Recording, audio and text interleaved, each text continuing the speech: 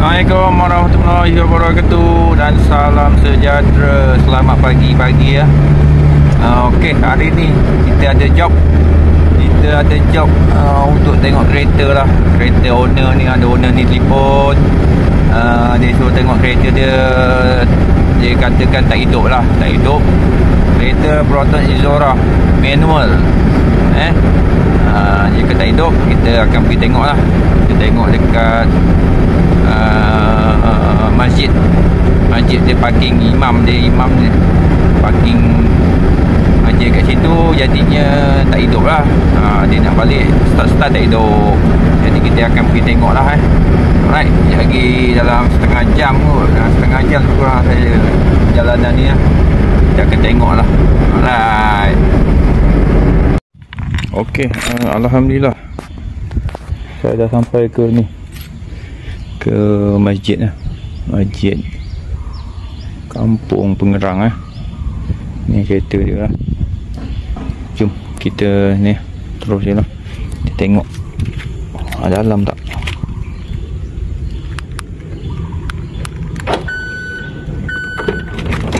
Okey, kita tengok dulu. Tengok lampu dulu lah.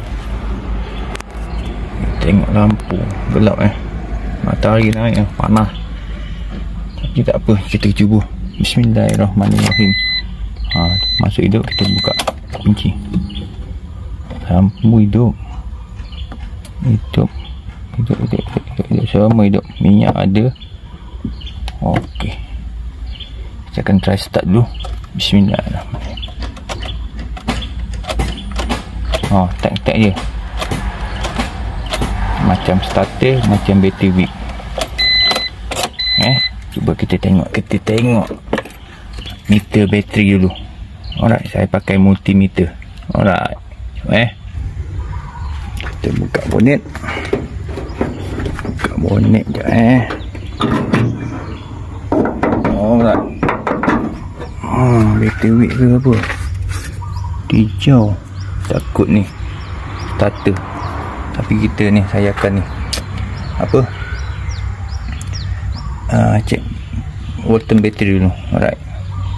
Okey, ni dah ada Walton. Ni merah, kita merah sini.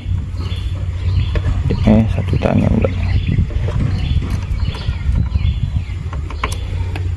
Macam mana, tak boleh pegang.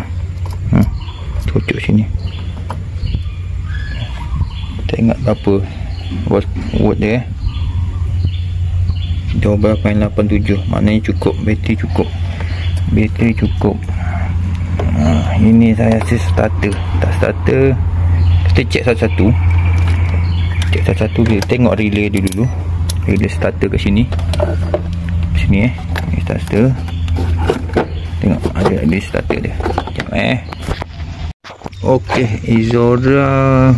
Saya pun lupa lah. Izora starter relay. Starter ni 35A. Starter. Sekejap Okey, ni starter relay. Cuba kita swipe dulu. Antara dua ni. Ni mana swipe dulu, tengok hidup tak. Takut ni, saya rasa macam starter. Tapi tak apa, kita akan tengok relay dulu satu-satu. Kalau tak hidup juga, kita pakai direct kat starter tu Alright. Okey, kita dah swap. Cuba try lah. Kita start tengok.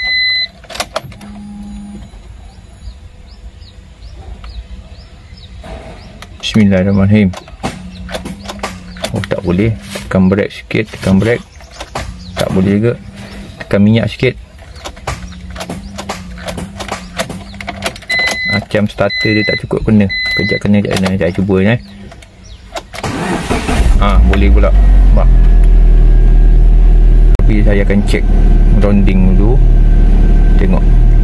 Alhamdulillah dah hidup dah hidup. Hidup. Alhamdulillah. Hidup mak. Bukan main tak lock. Hidup mak. Mungkin starter pun release starter tak cantik, ataupun alternator pula tu starter. Alright. Saya akan cuba dulu check dulu apa masalah dia. Dia naik dah. Masih naik lah. Sekejap check bateri. Naik 14. Naik, cantik. Generator cantik. Dia punya starter je ingat. Alright, sekejap Okey, alhamdulillah kereta dah hidup. Relay lah, saya tukar relay yang baik sikit ni. Untuk starter relay tukar warna biru baik sikit. Ni semua dah tak cantik. Dia kena buat grounding dia kena tambah. Sebab relay dia semua cair, macam nak cair. Dah tu. Ni sekarang saya dapat suspek pula, dapat satu pula. Oh ni ada ngadu jugalah untuk kipas radiator tak hidup ni. Saya cek ni wire ni tak kena, tak touching, kejap tak kena lah. Kita repairkan sekali lah.